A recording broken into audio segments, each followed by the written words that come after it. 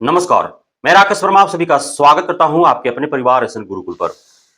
बिहार में शिक्षकों की भर्ती की प्रक्रिया चल रही है। टीआरई 1-2 संपन्न हो चुके हैं। टीआरई 3.0 संपन्न होने के कगार पे है। काउंसलिंग 21 जनवरी 2025 से होने वाला है। उससे पूर्व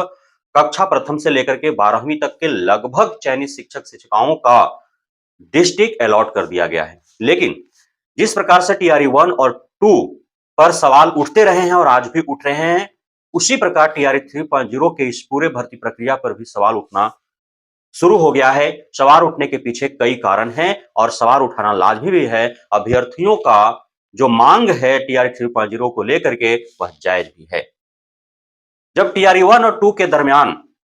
उस समय के बीपीएससी आयोग के तत्कालिक चेयरमैन अतुल प्रसाद थे और उस समय शिक्षा विभाग के अपर मुख्य सचिव के पाठक थे, तो उन पर बारंबार अभ्यर्थियों के द्वारा यह लालछन लगाया जाता रहा कि चूंकि वे यूपी का है, इस वजह से यूपी वालों के लिए वो अपने हृदय में सॉफ्ट कॉर्नर रखे हुए हैं और उनके हित को देखते हुए सारा प्लानिंग कर रहे हैं, जिसके वजह से अधिकांश संख्या में दूसरे राज्यों के जो अभ्यर्थी हैं उनमें यूपी वालों का ही चयन हो रहा है। लेकिन यहां तो टीआरई 3.0 में भी यूपी वाले बाजी मार गए और इनका भी चयन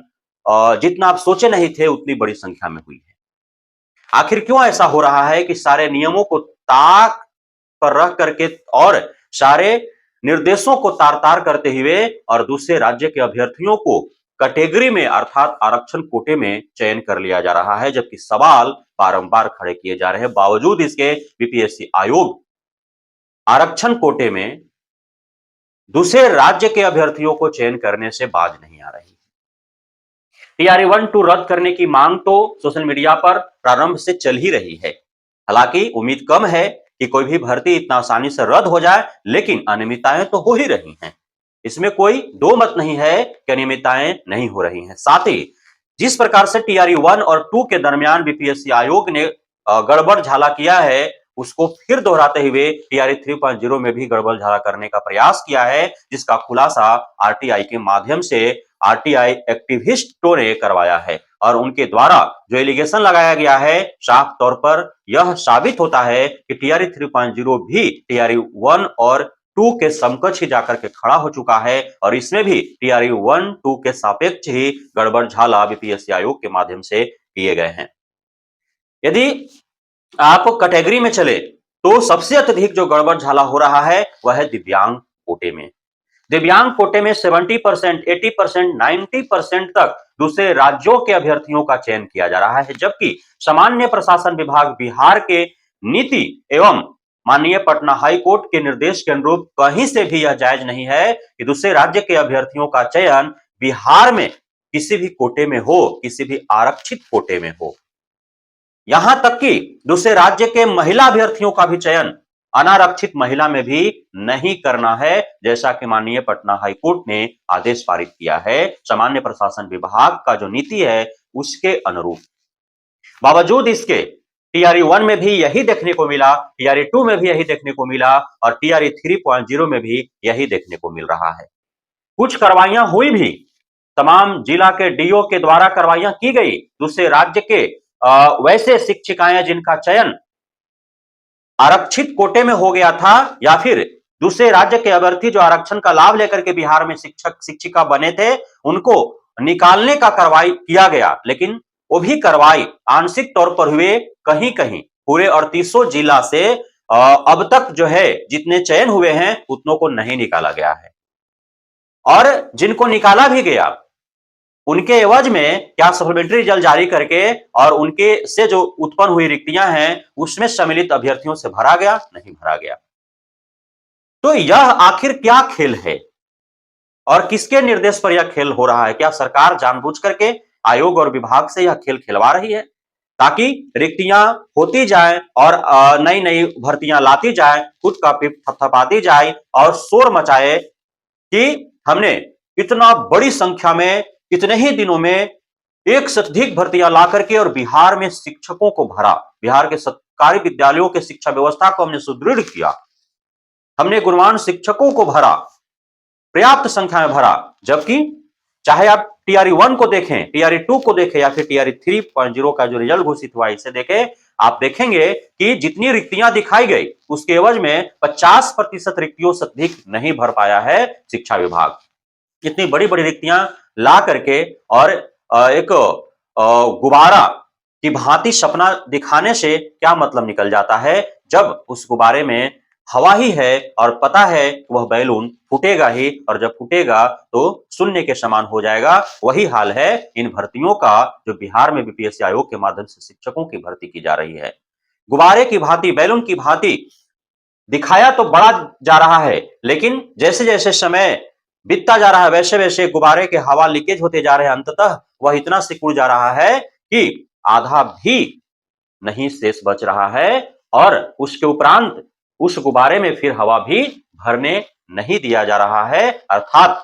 जो उसमें सम्मिलित हो रहे हैं अभ्यर्थी, उनको दोबारा से उसमें लिया नहीं जा रहा है। नई भर्तियां ला दी जा रही है, और जिससे अभ्यर्थी उसकी तैयारी में जुड़ जा रहे हैं। पूर्व के भर्तियों में सम्मिलित होने के लिए जो उनकी मांगे हैं वह कमजोर पड़ जा रही है। ऐसा टीआरई 1, टीआरई 2, टीआरई 3 सभी के दरमियान देखा गया, और हमें ऐसा उम्मीद है चूंकि टीआरई 4.0 का सुगबुगाहट हो चुका है, तो ऐसा ना हो कि टीआरई 3.0 की प्रक्रिया चलती रहे और टीआरई 4.0 का घोषणा होगा, ताकि अभ्यर्थी जो है टीआरई 3.0 में हुई अनियमितताओं के खिलाफ या सभी जल की मांग को लेकर के लड़ाई लड़े नहीं, और वे आगामी शिक्षक भर्ती की तैयारी में जुट जाए, और इस प्रकार सरकार जो है बच जाए। और टीआरई 4.0 चूंकि खींच तान करके बिहार विधानसभा चुनाव तक ले जाना है, तो हो सकता है कि उससे पूर्व टीआरई 1, 2, 3 में हुई सारे गड़बड़ झालाओं को दूर कर दिया जाए, सारे गलतियों को वहां, कमियों को वहां जो है दूर कर ले, और वह